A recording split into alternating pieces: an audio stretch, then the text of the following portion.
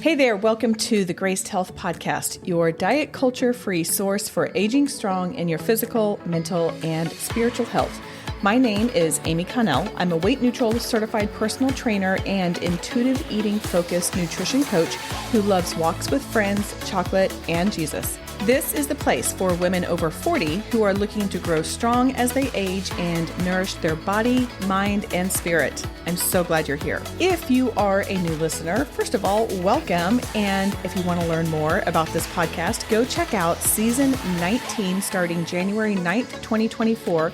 And then listen to the episode 30 plus non-gym ways to improve your health. You'll find the free download that goes with that episode in today's show notes. Let's dive into today's episode.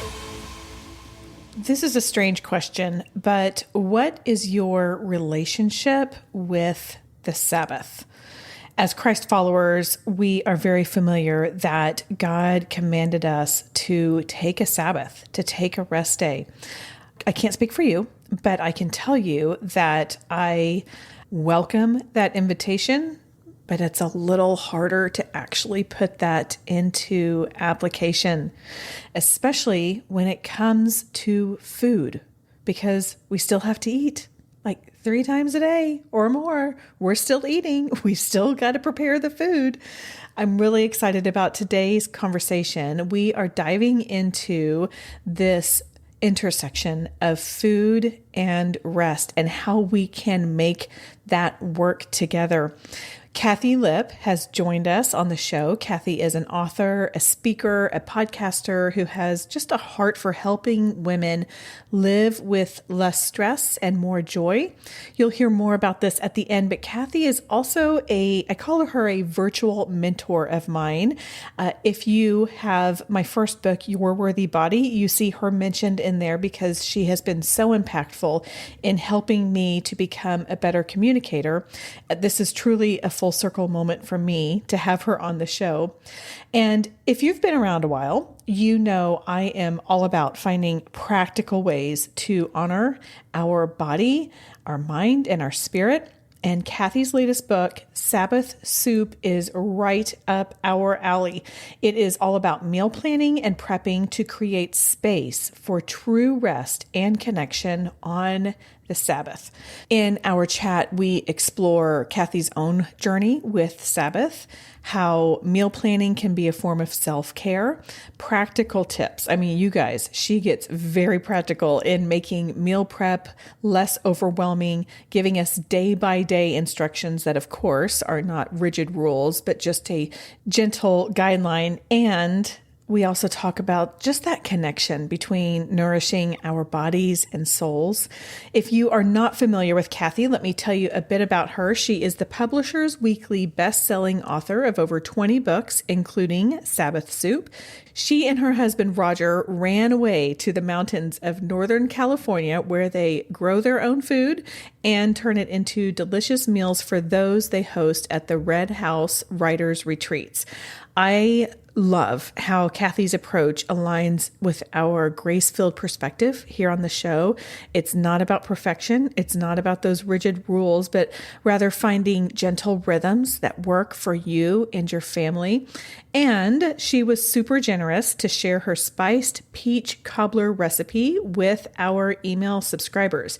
If you get the podcast updates email that come to you every time we have a new email, it is there waiting for you. If you haven't noticed it, go open it up. You can get the recipe. And if you get the monthly newsletters, it is coming Friday. I know you will be looking for that. If you don't get the newsletters, but you want it, you can sign up at gracedhealth.com/monthly-updates so you can receive the delicious spiced peach cobbler from Kathi, as well as other ways to nourish your body, mind, and spirit. Let's jump into my conversation with my mentor, Kathi Lipp. Kathi Lipp, welcome to the Graced Health Podcast. Oh my goodness. I'm so glad to be here with you, Amy. Thank you so much for having me.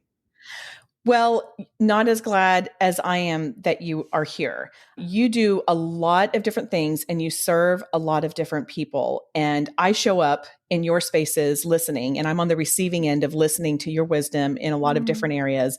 And so, truly, Kathleen, it is just a joy to invite you into this Graced Health space. And I'm so glad that we are going to get to talk about Sabbath soup and meal planning and prepping and all of that kind of stuff today.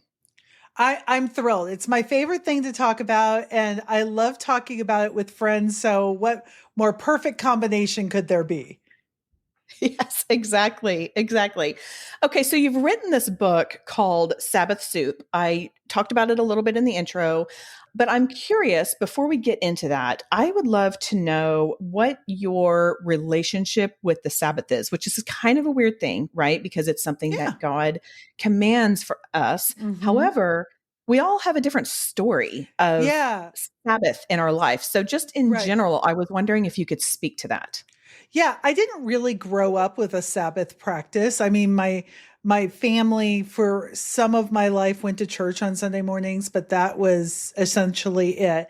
And then as I got older, got married, had kids, I went to a church that talked a lot about Sabbath, about the things you shouldn't be doing. And what I took that on as, let's be clear, because it was the 90s, that it was my job to make sure that everybody had a rest. So I would work like a dog so that everybody could have a nap and that we didn't have to leave the house, we didn't have to go to restaurants. And there was a lot of don'ts with that Sabbath. And then, as my kids got older, as I got remarried, I don't know, I saw Sabbath as a gentler thing, that God was saying, here's this gift, this gift of recognizing my provision and being with my people and being with me. But I still didn't have that missing link of how do I make Sabbath happen without killing myself? And so I think that's been the evolution of saying, okay, I know how to enjoy a Sabbath without also being a martyr, without having other people put expectations on me that feel unrealistic. And I really do enjoy that time as the gift that it is. It But it's really is taken a me gift. 57 years, so okay. We're all on a learning journey. Yes, exactly. Yeah. And, it is a gift and it's such an invitation, but it's also hard to do. I used to lead a small group at my church of young adult. And it was such a special group to me because they were like 20 to 27 and they were Mhm. either in college or in their early on in their young adult. And we did a study. I'm sure you've heard of it, The Ruthless Elimination of Hurry by Yes, John Mark yes, Comer. And absolutely. it was a great book. And we were Mhm. reading it, and told them, I'm so glad that they are thinking about this now so they can establish these rhythms, because that wasn't Mhm. even on my radar. I didn't, Right. it wasn't, it just wasn't there. And Yeah. I thought, gosh, how nice it would be for them to integrate this into their Mhm. rhythms as they are starting their careers, as they are potentially getting married and all of that. So yeah, I love it. You talked about some of the, like, that you found all of some benefits in honoring the Sabbath. You didn't Mhm. even realize what some of those opportunities were. Do you mind sharing some of those with us? No, of course not. So I think you hit on a key concept there, rhythms. And it's so interesting. You and I both, lived through the 90s, and I lived through the 80s as somewhat of an adult, somewhat of a child. But I remember growing up under the idea of, if you just worked as hard as you possibly could, then good things would come to you. And one, that's a lie. Mhm. Two, it didn't take into consideration the wholeness of our bodies. And when I say our bodies, I'm also talking our mind, our spirit, all of that. We just thought, if you just worked as hard as you could, your company would recognize you, you would get the promotion or get the raise or whatever that was. And then at some point when you needed to, you could rest. And that just did not take into consideration any reality, Right. of anything going wrong in your life, wanting to have balance in your life. And now there's kind of a backlash to saying, well, your life is never balanced because, there's always some spinning plate that's kind of out of control. And I would say that, but also I'm a very busy person. I'm a very focused, driven person. There are lots of things I want to do, but I have realized that by taking a Sabbath, I am ready for the work ahead and I've recovered from the work that's behind me. And not everybody gets to live that out. And so to say I'm too good for Sabbath or I'm too driven for Sabbath, it feels like such a rejection of God saying, look, I know who you are. I know how I've designed you. And I'm nicer when I've taken a Sabbath break. I am healthier. You know probably a little bit about my health journey, but at one point in my life, I was 100 pounds more than I am right now. Wow. And that's when I was living that 24/7 lifestyle. Now, I'm not going to say, if I just taken, those 24 hours off, I wouldn't have had a weight issue. But I finally kind of aligned a lot of things. I could start making better decisions that were not just about recovery, but they were about how can I live in alignment? How can I live with purpose and not just recovering all the time from living at extremes? The thing that came to mind when you were talking is I feel like when we are in this hustle, hustle, hustle, more, Mm-hmm. all of that, then we are continually amped up in that high stress state. Mm-hmm. Yes. And we aren't able to be in alignment. We aren't able to feel that wholeness when we don't allow ourselves to come down and Yes. take a breath. Can I tell you something so interesting? There was a study done at UCLA, and one of my other passions is clutter. My dad was a hoarder. We lost him 10 years ago today that we're recording. Oh my goodness. Crazy, right? And so clutter has always been an issue I've dealt with. And the stress hormone cortisol is out of whack when women are surrounded by clutter. It doesn't affect men, it affects women. And so that chaos factor in our lives, UCLA says that's affecting our health.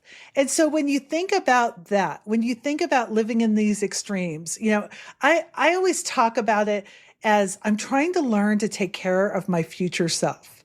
So if I am preparing food on Friday that I'm going to eat on Sunday, that's taking care of my future self. If I put the scissors back in the butcher block when I'm done using them, that's taking care of my future self.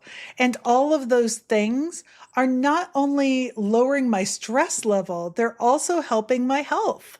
And they may be just like tiny little incremental things, but I'm doing it for good. And that's what I want. So, funny thing about the phrase taking care of your future self, Mm-hmm. you say that a lot. And at the end, Yeah. I'm going to actually ask you to share all the different spaces you're in because my connection to you is more writing at the Red House, Right. podcast, communication, all of that Yes. kind of stuff.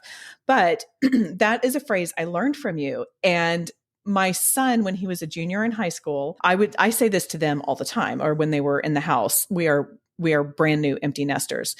And Wow. one of his teachers would have a phrase on the chalkboard of like, this was the phrase that they honed in on the entire school year. And at the end of the school year, my son said something to her about taking care of your future self. And she went, oh, that's next year's phrase. Oh, no way. Yes. So your wisdom is just continues to live on. through high that's school students. amazing. Oh, that Yes. makes me so happy. You know Yes. what? Because, oh my goodness, if our high schoolers Mhm. could learn that thing, because let me tell you, much of my life was at my worst in high school, like studying at midnight or like it's too late, never mind. That was a lot of my living. And even if they could see the rewards just a little bit sooner than in their 20s, what a gift, Yeah. right? Yeah. Okay, Oh, so along these lines of taking care of your future self, you have written a book to help us take care of our future self. It's yeah. called Sabbath Soup. And I feel like it helps us navigate this physiological need for food so we can Mm-hmm. feed our soul during the Sabbath. Yes. I invite people to fill out a form when they join my community so I can kind of understand, where Mm-hmm. people's pain points are. And a huge portion of people who fill it out, one of the things that they say is a big pain point of them is meal planning. Like, I just Right. can't. I'm I so get it. overwhelmed by this. Yeah. I have gotten to take a peek at Sabbath Soup, and this is what I love, Kathi. So I'm gonna say what it is. I'm gonna let you talk more about it. Okay. But it is, you guys, if you want to be spoon fed, this is it. Kathi tells you how to do it. She tells you what days, all surrounding getting a weekly rhythm so you can take a Sabbath. So Yeah. with that, you can clarify or correct anything that I said, but Mm-hmm. also I want to hear what inspired you to write this. Chaos, the desire for the lack of chaos.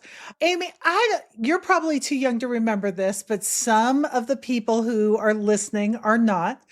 There was a book back when, my kids were little beans, and it was called Once a Month Cooking. And it was 30 recipes that you would cook on one day to get ahead in life. And I did that for years. And it was, okay, I'll just say, Wait a minute, all 30 recipes in one day yes, when you 30 had littles. different recipes, 30 different recipes. Well, that's great if your kids are gone all day. Yeah. And, back in that day, I don't know that I thought I had permission to, say, hey, husband, I'm married to somebody different now, but could you take these children while I do this? So let me tell you the evolution. So I went from that, and we didn't really enjoy the recipes. I'm not going to lie. I loved them because they were done, but my family did not enjoy them. Then the next evolution was we did something called Six Chicks Freeze and Fix. And I love a good title, so I came up with that title, where I had 5 friends and myself. We would each make 3 main dishes, and we would make 6 portions of them, freeze them. Then we get together in the Costco parking lot at 8 in the morning, and we'd swap them all. It looked like a drug deal gone bad. It was so weird looking, right? But we went home with 18 tinfoil. frozen.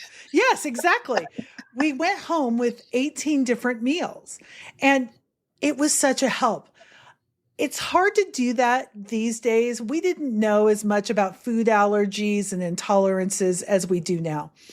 And so this is kind of a natural evolution for me, where I just decided I needed to get ahead. I needed to take care of Monday night Kathi, who,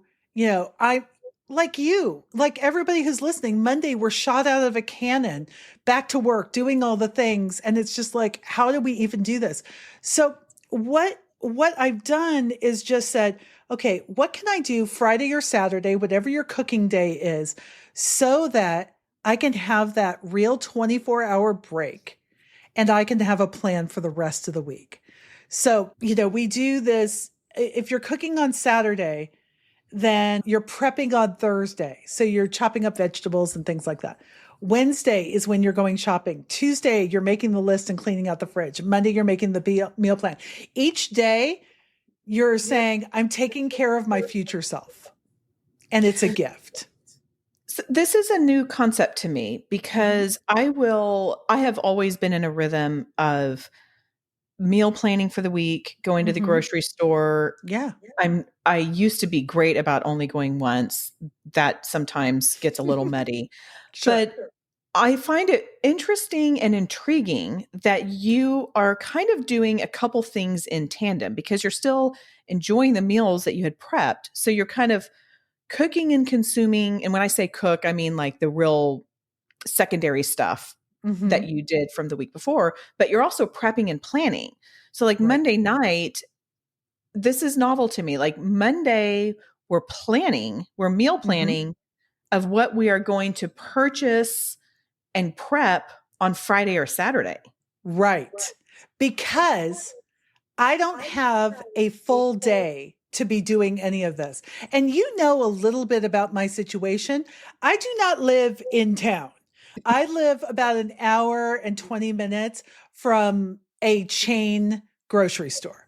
And so it this has helped with my rhythm to say I'm not doing a big thing on any one day except for my actual cooking day where I'm taking a couple of hours to do that.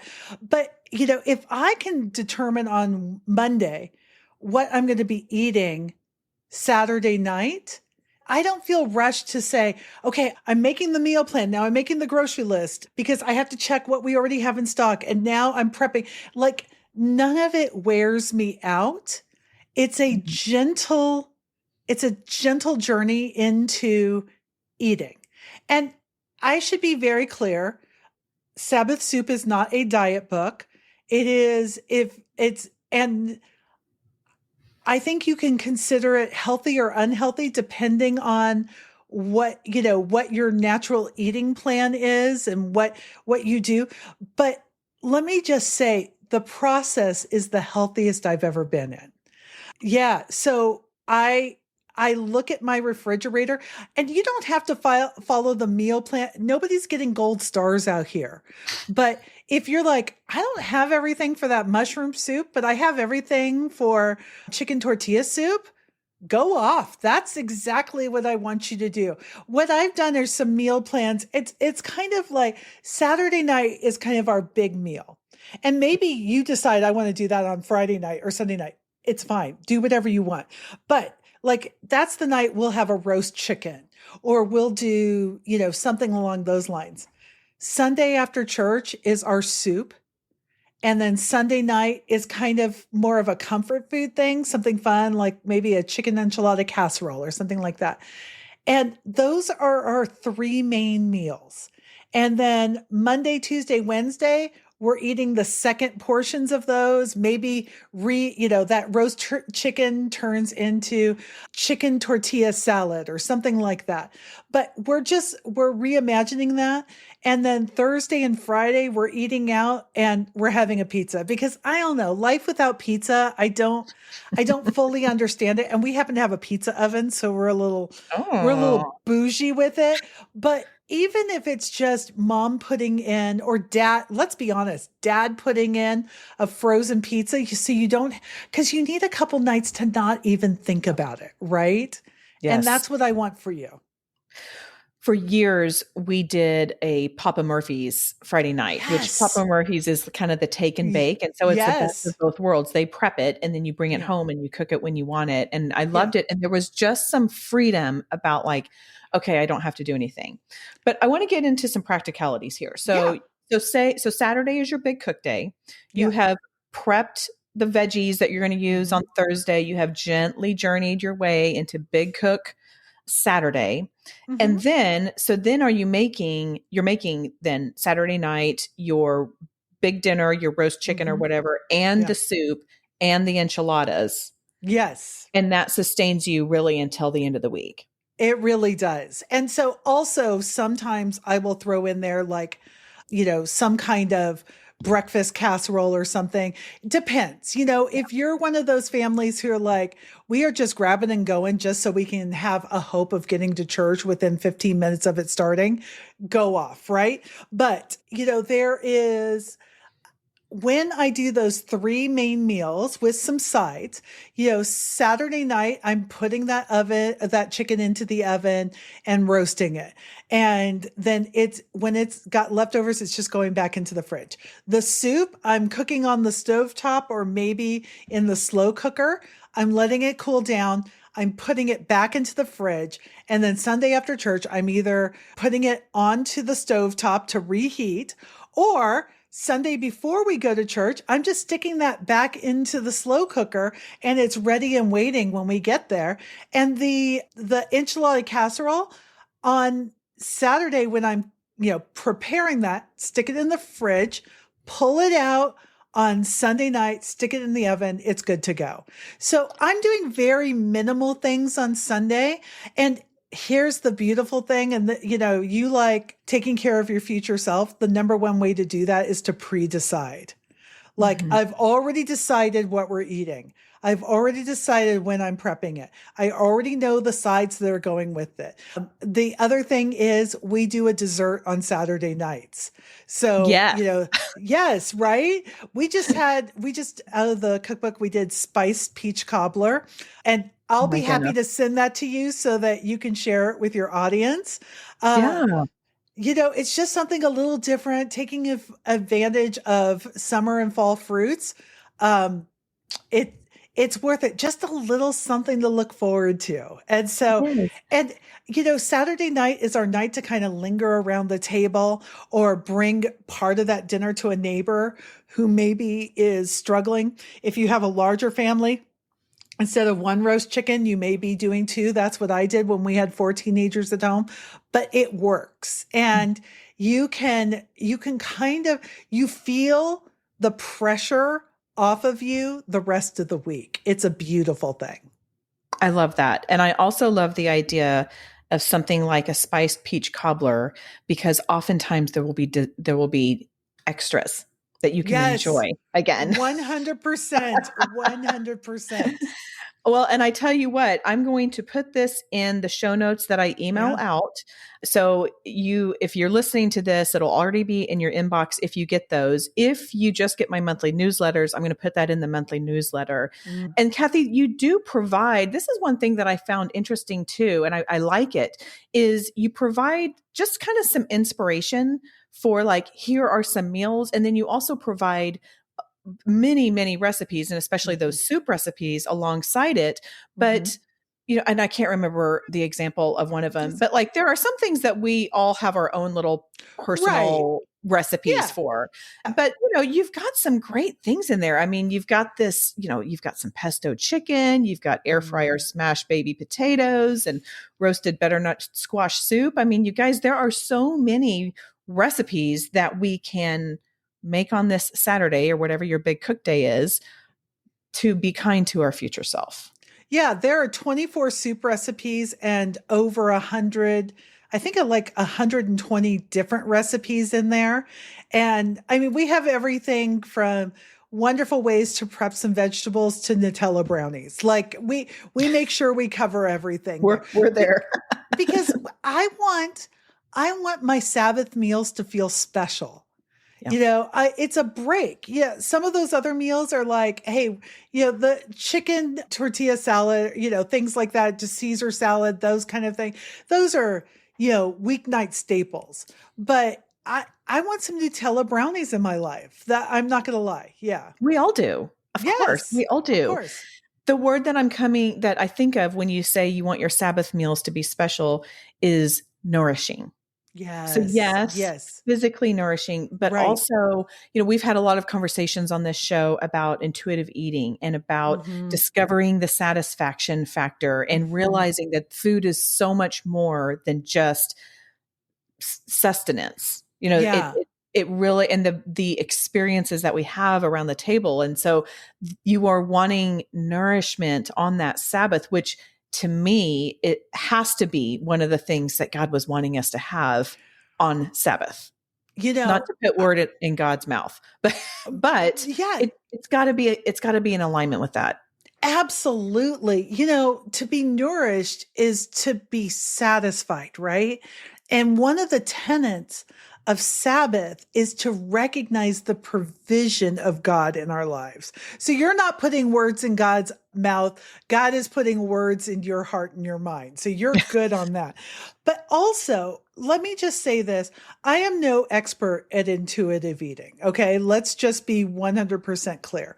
But there is something about planning these meals and saying, hey, we're using part of this as leftovers, where I am really checking in with myself to say, oh, that's enough. Yeah. I'm satisfied. And, just I think sometimes when we're just planning for that meal, we've got our proportions set out and we're like, okay, you get a quarter, you get a quarter, you get a quarter, you get a quarter. And it's very easy for me to eat that quarter and not check in with myself to say, is that enough? Do I feel satisfied? Not just my hunger. Do I feel satiated? But do I also feel, and let me truth in advertising here, please.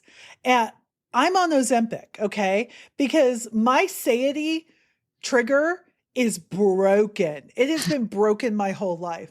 But this is helping me to check in with myself. Yeah. And I am so grateful for that. And I'm also grateful knowing, hey, that was delicious. And by the way, I can have that on Monday night too.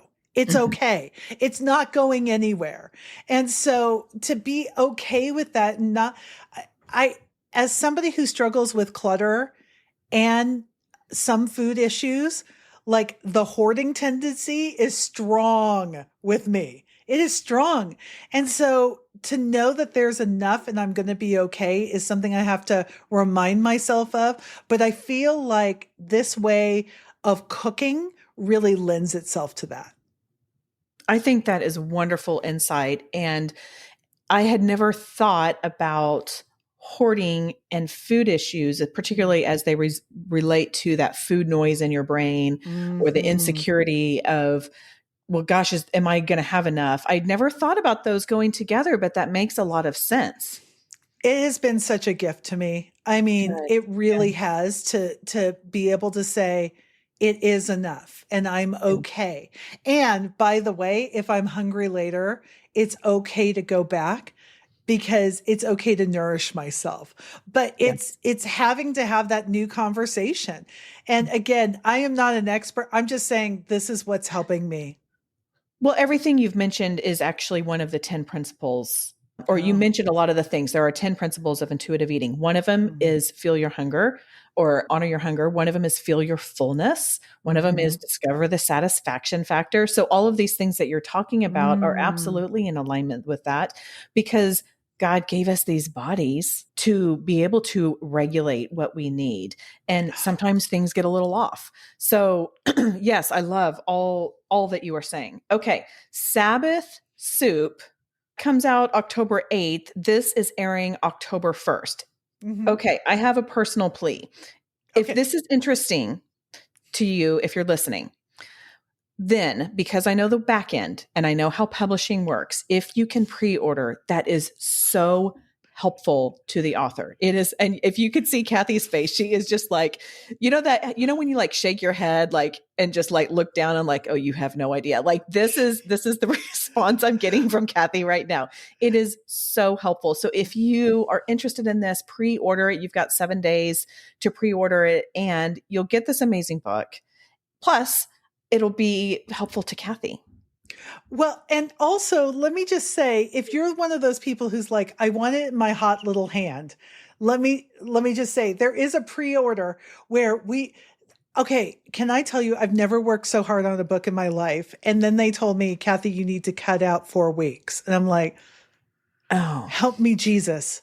But they said, but don't worry, we're going to turn that into a pre-order bonus. And I'm like, okay, that keeps me from wanting to drive up there and have words and throw fists. So yeah, if you do it, if you go to sabbathsoup.com, you can see how to pre-order. Plus there is also a little bonus. It's called Soups On. And if you just, type your email address in there, it's an ebook. It has more recipes. It has more ideas. It has just more. So you can get started today. You can absolutely get started today. That is awesome. I assume we can purchase Sabbath Soup wherever we normally Everywhere. purchase our books. Okay, Yeah. that's great. That's great. So I ask these questions because I know that there is a little bit back end. Is there one place that is the most helpful to pre-order it? I Amazon. I'm sorry, Amazon. Okay. guys. You know what? If you do it on Barnes and Noble, if you do it on christianbooks.com, may your household be blessed. But Amazon is the problem. Okay, so little insider, which I know you know, Amy, but people who aren't in publishing may not know. Amazon purchases the number of books based on the pre-orders. So if you pre-order the book, they're going to say, oh, this is a good book. We should keep more in. What happens is if everybody waits till like October 8th, they run out of books because they haven't ordered enough. It's this whole game that we have to play. But if you go to sabbathsoup.com, like you can see all the fun places to order it and all the freebies. But you know what? Just even if you're like, I'm not in a financial place to do that right now. If you want to get the freebies, I'm happy for that. I just want to help everybody where they're sitting right now. That's wonderful. That's super generous. Okay, Kathi, I've never done this on the show before, so you'll be the first. But Yay. Would you be open to a lightning round of questions, all centered around kitchen stuff? Absolutely. Let's do it. So lightning round, kind of first thing that comes to mind. Doesn't have to be, we don't have to have a full conversation about it. Okay. Are you ready? Yes, go for it. One piece of kitchen equipment that you can't live without. So something that's a little bigger. Okay, bigger. So the Ninja air fryer, I think it's an 8-in-1 air fryer oven, pizza oven. We just got this like a month ago. It's $138 at Costco. Not that I'm obsessed with this. We use it 2 to 3 times, maybe more than that. We use it for every meal. It's just the best thing I've ever used. All right. That's a lot of wonderful things. Yeah. Okay, now, kitchen gadget that you can't live without. So think something that goes in a drawer. Yeah. Okay. So, this is such a good question. I've got like 7 that are competing. So I think a zester is a really underutilized thing, because if you could just zest a little lemon or lime or orange on about 80% of your things, whether it's savory or sweet, or just some Parmesan cheese, it makes everything better and you don't need much. And so I think a zester just explodes things. I have to remember that. I do have a zester. I make a lot of things just with straight salt and pepper. So I'm going to have to remember that. I made some fish last night and I thought, I should have done that now. Yeah. Okay. You know what? I'm sorry. I have to give you a second one because Please. Okay. It's called Mama Kitchen. And it looks like a giant bullet. And it's a can opener that you just put on top of your can and you hit a button and it turns all the way around, and it's not very big. Like we have one in our RV, but if you have any mobility issues, especially like in your wrists or your hands, game changer. I love it. Good to know. It makes you feel like you can multitask. Okay. All right. Good to know. Okay. I'm asking this question. This is going to sound like a strange question to someone who doesn't know you, but because I've been listening to you, I know that you love cheese, and I know that you have chickens, and that you do a lot of chickens. So choose one, and those chickens produce eggs. Choose one of these foods to eat every day for a month: cheese or eggs. Oh, come on. That's like Sophie's Choice. But okay, here's an interesting answer. Cheese, because fresh laid eggs can last up to a month. Oh, strategic, being kind to the future self. Yes. And I could make so many angel food cakes, which require 12 eggs at the end of that. So yeah, I probably don't eat eggs every day, but I do. I'm sure I have some little form of cheese. Like I just had chili for lunch. And of course, a sprinkle of cheese makes it so much better. It's just a little bit. You just need a little bit. It's so wonderful. Okay. I like your thinking with that. That's very strategic. Current favorite dish to cook? Um, it would either be our homemade pizza or you mentioned it earlier. I just did the pesto chicken and I could probably eat that. I don't know, like several nights in a row. Cause we have a garden and we've got basil from that garden. And I was able to freeze a bunch of it last year. And so I love a good pesto. So yeah, pesto I need to chicken. know more about that. Okay. Final question. Describe a meal that nourishes your body and soul. So this will be a Sabbath meal. Okay. So this is going to sound really crazy, but I want to talk to my friends out there who are not big fans of cooking. I love so much a pull together meal. I have a couple of them in the cookbook too, which are the no cook cookbooks, but like to get that roast chicken at Costco, to do like a little charcuterie board to put alongside of it. And anything where you can nibble and linger, that is a soul satisfying meal to me. And I don't drink alcohol, but I would serve some of our local wines with that because somebody would enjoy that. I don't drink, so I would have like a sparkling like apple juice or orange juice or something like that. And then it would have to finish off with some cookies and a really good coffee. And that's like my perfect, even if I don't feel like cooking, I can gather the ingredients. The only thing I wouldn't have on hand is the chicken. Or I make a killer chocolate chip cookie. And to have those that come fresh out of the Ninja oven with some coffee, it doesn't get better than that. It doesn't sound like it could. Thank you for participating in our first ever lightning round. I love that. And I'm definitely going to have to check some of those out. Okay. I've got some questions I ask all my guests. One of them is I love learning about people's tattoos because I have found that when someone puts something on their body for the rest of their life, often they have a meaning behind it. I don't have any, but I like to learn about other people's. So I was wondering if you have any tattoos, would you be willing to share what one or more, or just one of them if you have more, and the meaning behind it? But if you don't have any, but you had to get one, what would you get and where would it go? Okay, I do not have any tattoos, but can I tell you a quick story? Absolutely. When I was going through my divorce, and I think this is a lot of times when people get tattoos and really short haircuts, right? Like you're going through something that's so life-changing and so monumental. And so I really wanted to get a heart that, an outline of a heart that had my son's name on one side and my daughter's name on the other. And when I told them about this, they were mortified. They thought that was the worst idea they've ever heard in their entire lives. They could not believe I would do something like that. My daughter now has about 10 tattoos and did not ask for my. I was going to say, probably did not ask for a consult on this. Right. And I always ask her to tell me the story behind them. They kill her grandmother. I just think that they are part of who she is and her self-expression.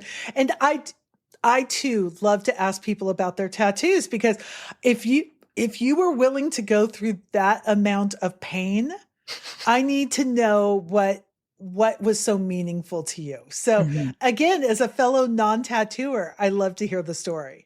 I do too. And I have to say, good thing you listen to your kids because with your husband who you're married to now, you also have two bonus children. And so they would have felt really left out. Or they would have been really weirded out if I had gotten their names. So it's best that we just all decided no tattoos and we love them all. Yes, that's exactly. Right. That's right. Okay, Kathi, how can people connect with you? I would love for you to go to sabbathsoup.com. I don't mean to keep repeating that. Or if what we were talking about with clutter kind of rings a bell, because I know that is an issue for a lot of people. On Facebook, we have a free group. It's just called Kathi Lipp's Clutter-Free Academy. And if you just need some support when it comes to decluttering and getting your life a little bit more aligned, we would love to have you over there. Yes, that is, and you call it the kindest little corner on the internet, I think. It truly is. Truly is. There are between 15 and 16,000 people over there, and Wow. we are very quick to kick people out if they are unkind or judgmental. We don't stand for, because nobody grows in that kind of environment. So we are very kind until you're unkind, and then you're on your way out. You have boundaries. This Yes. is good. This is Yes. good. Okay. Do you have a Bible verse that you would like to share? Yes. Okay. So this has just been so helpful to me. It's Mark 2:27. When I get wrapped up in, am I celebrating Sabbath correctly? Because I'm doing some deconstructing from my childhood and my teenage years and young adult years that talks about, the Sabbath was made for man, not man for the Sabbath. It wasn't about us obeying Sabbath to get that check mark. God said, this is my gift to you. And to really treat it as that, to go gently, I just read a quote. It's something along the lines of, when we're living in high gear all the time, rest feels like stress. And I'm trying to retrain my body to say, rest doesn't have to be exhaustion. It can be that gentle journey. And that's what I'm trying to learn, that it's not bad to take a nap on a Sunday. It's not bad to watch an episode of television that you really enjoy. It's not bad to take time away and sit down and play a board game with somebody you love. That Sabbath was made for man. That is so good. And I have been on that journey as well. It doesn't matter what time I get up on Sunday mornings. It doesn't matter if I sit around Right. and have coffee for 2 hours, or if I go Yes. for a really intense workout. I always fall asleep after church. We come home from church, we have lunch, and then Yeah. I lay down, and it's gotten to be a joke with my husband. I'm like, well, I'm quote reading, and then I read for 15 minutes, and it's like, God's like, you've got to rest. So I love Yeah. You know what? I have learned to love the linger, and that. whether that means I fall asleep or I'm just in bed hanging out with my dog. You know what? Sometimes I'm scrolling TikTok. Like, there are lots of different ways to disconnect. And people talk about disconnecting from social media. And if that's what you need to do, absolutely fine. But a lot of my life is lived in that third gear. And I want to be able to say, you know what? Let's have a glide for a little while. Yeah. Yeah, that's beautiful. Kathi, before I ask my last question, I just have to tell you how grateful I am for you in my life. You have had some wonderful podcasts for communicators. You currently have the Writing at the Red House. I have learned so much from you that in my first book, I said to one of my online mentors, Kathi Lipp, and I thought, I'm sure that you got that and you're like, I need to look her up again because I'm not exactly sure. No, no, no, no, no, no, no, no. I've always known exactly who you are, friend. But the point is, I just honor the work that you do for communicators. And I brought that up because we have some bloggers in our community. We have some communicators. And so, you guys, if you need some guidance and need a gentle hand with that, go listen to Writing at the Red House, Clutter Free Academy, and then the Sabbath Soup. You guys, this is such a great resource. Like I said, I've gotten to have a sneak peek at it. It is wonderful and beautiful and definitely worth your purchase. But Kathi, I do like feel like I need to just, it's a full circle moment for me. So I'm so honored to have you into our little Graced Health space. Amy, let me just say, I think, if I could have two legacies, can I pick two? Can I have picked two legacies? One is to help women, especially around my age, to be gentler with themselves. And two, every once in a while, I'll see like these two people are connected on Facebook. And I'm like, oh my gosh, these two people are connected. I love that. How do they know each other? And so I'll send them a little message. How do you guys know each other? And they said, we know each other because of you, Kathi. And I'm like, that's my favorite thing ever, that I introduce like this amazing person and this amazing person. So you know what? That it means the world to me, Amy. It really, really does. Yeah. Well, thank you. You do a lot. You rest well, or you're learning to rest well, at least. But when you're not resting, you serve a lot of people. So I just want to thank you for that. Okay. Thank you. Final question. Yeah. We talked about a lot. What is the one simple thing that you would like us to remember about our conversation? Big or small, just one simple thing. You don't have to do a week's worth of meals. You don't have to do all the shopping and plan. If you're like, Kathi, I can't even. Can I ask you on Friday or Saturday, could you make a pot of soup that you could put on the oven for Sunday? Could you just take care of your future self? Because I'm guessing if planning a week's worth of meals is too much, then somebody needs to be taking care of you. And it may be your past self taking care of your future self. I just want that for you.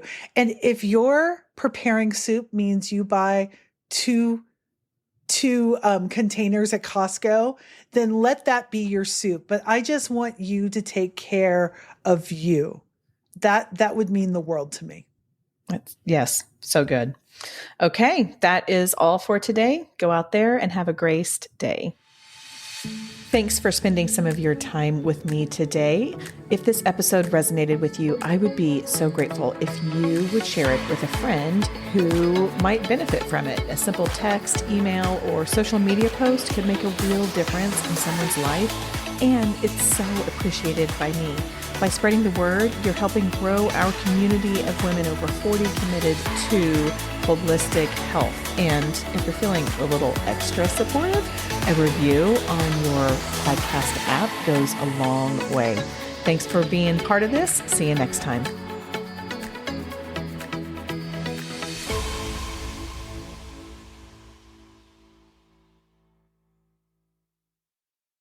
Hey, I'm so glad you've tuned in today. Thank you. A quick note before we go. This podcast has over 400 episodes and is on a journey of growth and evolution, just like all of us.